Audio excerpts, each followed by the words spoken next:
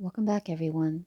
Today's read aloud is Ladybug at Orchard Avenue by Kathleen Liebner-Zofeld,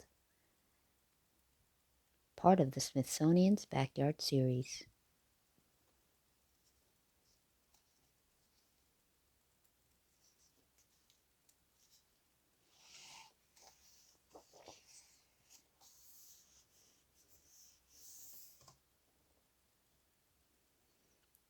The bristly jaws of an ant gape over Ladybug's head like a giant pair of pliers. Ladybug's jeweled eyes see only a dark shape towering above, probably just a twig. She creeps forward on the cherry leaf, searching for food.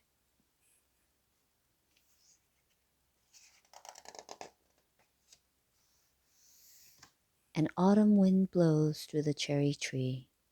The branches tap, tap, tap against the white clapboard of the house on Orchard Avenue. Ladybug feels the leaf rocking like a boat in a stormy sea. Tiny claws and sticky pads on her feet hold her fast. The ant looms closer to her. Intent on her hunt, Ladybug waggles her antenna. She touches the familiar shape of a little green insect, a sweet, juicy aphid. She opens her mouth for a bite.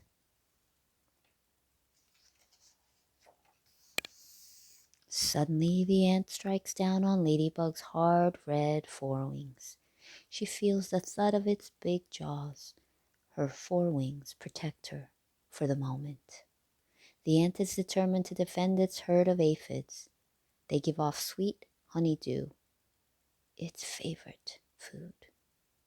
Ladybug dimly sees the ant raising its head again.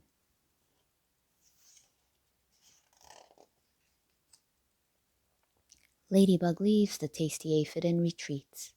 She flees down the cherry tree on her dainty claw feet. On the ground, she struggles over two mountain-sized pebbles, then discovers a rose stem. Up she climbs, ready to hunt again.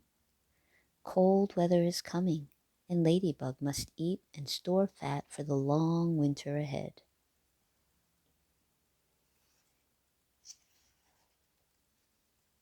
As soon as she reaches the top of the rose stem, a wren lands beside her.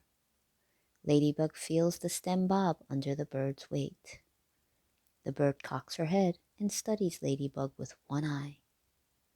Ladybug does not notice, but her bright red coloring warns the bird that Ladybug will not taste good. The wren decides to eat a nearby aphid instead.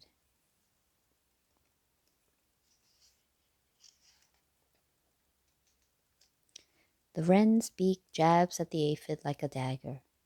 Startled by the motion, Ladybug pulls her 6 stick legs tight against her flat, black belly. A smooth little hemisphere, she slides off the leaf and drops to the ground, belly up, legs still tucked. Blades of grass tower around her like skyscrapers.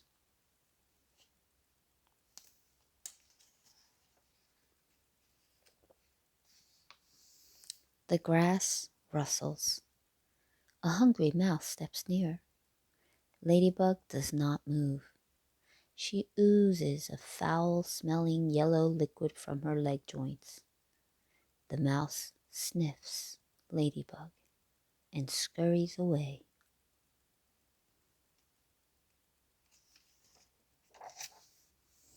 When all is quiet, Ladybug waves her legs in the air. She pushes hard with her forewings and turns over. Then she marches through the grass city, and she comes to the next rose stem.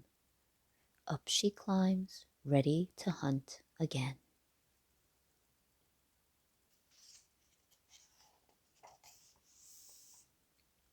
She follows the vein of a leaf, wagging her feelers before her. Again she touches an aphid.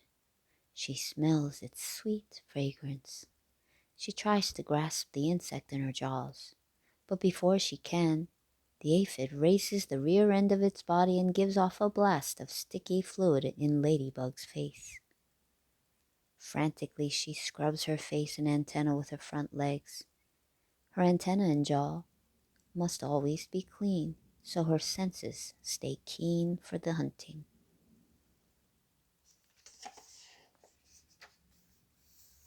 Scrubbed and tidy, Ladybug wiggles her feelers. She walks round the leaf in little circles, still hungry for aphids. She loops back again and again, examining every bump on the leaf. At last, she finds another aphid and seizes it. She chews it up and then moves on to another, then another, and another.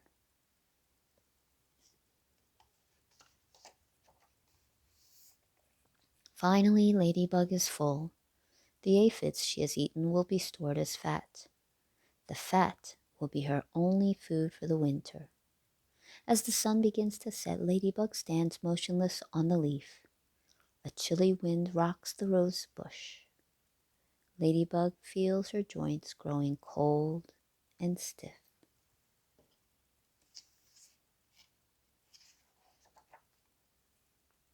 On the stem above her, the aphids have laid eggs that will hatch next spring. Now, one by one, the aphids die in the cold. The ant returns to its home underground. In the sky, the wren starts the first leg of her journey to the warm south. The mouse finds a hole in the foundation of the house and moves into the cellar. Ladybug climbs to the top of the rose stem.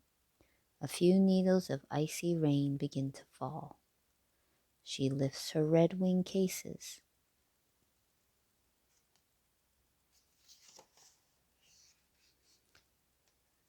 With wing cases held high for balance, she unfolds her lacy black underwings. Up she flies, up to the bedroom window of the white clapboard house on Orchard Avenue. She settles on the windowsill, folds her wings, and tucks them neatly under their red enamel covers.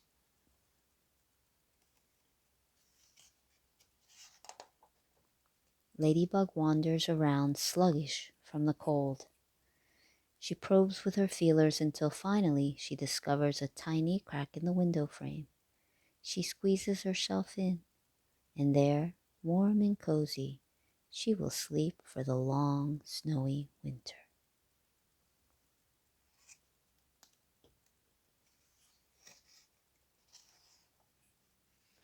The end.